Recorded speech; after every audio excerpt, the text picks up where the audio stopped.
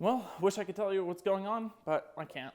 Hey everyone, it's Brandon with The Common Critic here talking to you about the MCU's newest TV show, WandaVision. It's here, it's back, we got MCU stuff now, finally. Who else saw the Marvel Studio little pop-up logo thing, you know, the new intro they have that apparently shows all the dead people too. I thought they'd move on from that, but I guess not. Happy to see Tony Stark there. Boy, did it feel good to finally have some Marvel stuff. And not just any Marvel stuff, the weirdest stuff we've had so far.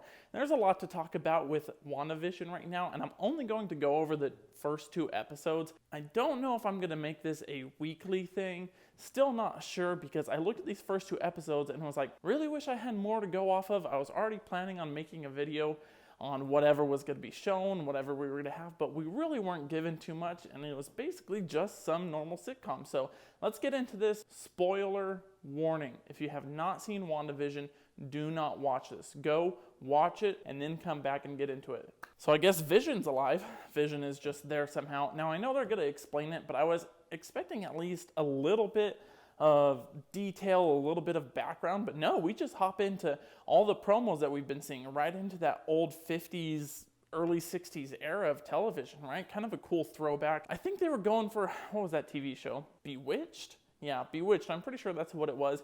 And it's just right into it. And if they're going for a parody of those old TV shows, they hit the nail on the head. It is a fantastic callback to the old age of TV shows. And I think they do a really good job. And you know what I really love? And it's no offense to Elizabeth Olsen, because I really love her, but we don't get a ton, actually we don't get any of Wanda's accent.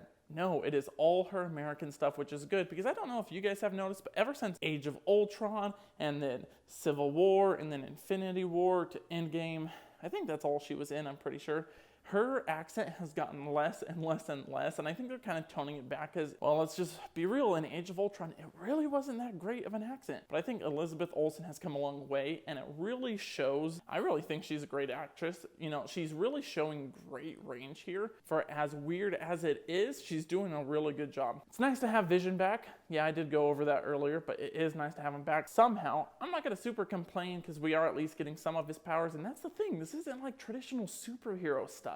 We're just kind of doing whatever, and I'm going to trust the MCU because I know there's a few things that are going on, obviously. What is up with Wanda? What I'm thinking, and here's my theory, and be sure to bookmark this because if I'm correct, you guys need to come back. I think what's going on, Wanda is having some sort of breakdown from the loss of vision. She's using television to cope. Television, WandaVision. How have I not put that together until right now? Anyways, she's using television to kind of cope with her loss of vision.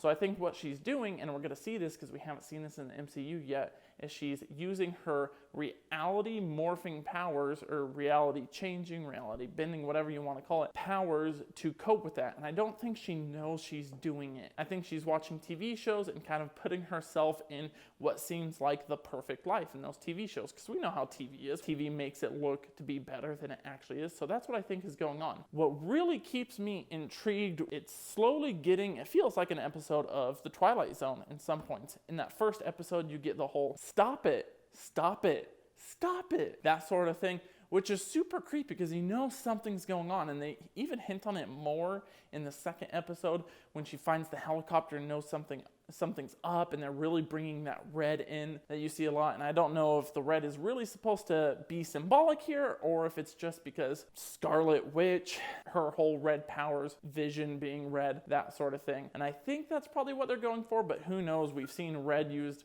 in symbolic things in the past, so it could be anything. The weird stuff I like in the second episode that really starts to get creepy is when she starts talking to that weird blonde HOA committee lady. I already forgot her name. I don't think she'll come up again, but maybe she will. Things start to get intense, and she knows that Wanda is powerful and there for some reason. Is this committee lady real? That's my question. I think Agnes might be a real person, but I'm thinking this committee lady might be made to represent the other side of Wanda. I think she knows Wanda is bad, and I think that's because it's in her head. Wanda, you can't control your powers. Wanda, you've done more destruction than you have good. It might be that sort of opposite play for her character. So maybe she's real, maybe she's not. Again, I'm just theorizing. We really don't have a ton of stuff to go off of. But like I said, the things that really keep you intrigued is the weird stuff. That weird beekeeper coming out of the sewer, the red that's involved, the blood, the whatnot. It's that weird stuff that really keeps you into it. Now, this is funny. I know the MCU is kind of known for its humor, and I think they're going to keep that up, and this is kind of a funny dynamic. You put essentially super beings, super machines, whatever you want to call it, in this sort of past setting, and you make Vision drunk, right? Okay, drunk, yeah. Gum gets all into his whatever and makes him drunk and whatnot, and then Wanda is left cleaning everything up. That's pretty funny, right? But that can't be the whole series. You can't just keep making fun of these old TV shows, right? You can't keep doing parodies. We have to move things forward. Thankfully, Disney has released 2 episodes of this already, because if I just had that first episode right now, I don't know if I'd be as intrigued as I was. The second episode definitely had more to get me excited for next week. And that's the problem with releasing it once a week. And I'm kind of split on this, because The Mandalorian, once a week, you kind of got it to where, all right, here's a cool episode. Let's talk about it all week. Oh, by the time we're done talking about it, it's next week already and we have a new episode. It's not like the Netflix formula like Cobra Kai. They release it all at once and then boom, you talk about it for 2, maybe 3 weeks and then you're done. I get why they want to take up the media space and drag this out, but the first 2 episodes made me think that this would have been better as just a big binge so we could just figure out what's going on. There's so many questions to be asked, and listen, in the MCU we trust. I know they're going to do good with this. I was super excited for WandaVision, and I am, but we just didn't get a ton. Now, that doesn't mean the episodes aren't good. The episodes were great, really well done, really funny, and it's cool to see, these extremely powerful characters in an ordinary setting like this. How would our superheroes do if they were just normal people? Wanda and Vision, married. What would that be like? This is the dynamic we're going to explore, I think, throughout this series. Assuming Vision actually comes back and it's not just part of her imagination, but who knows? Maybe we're going to get some big reality-changing thing, and this is going to come in with Doctor Strange and the Multiverse of Madness. Who knows?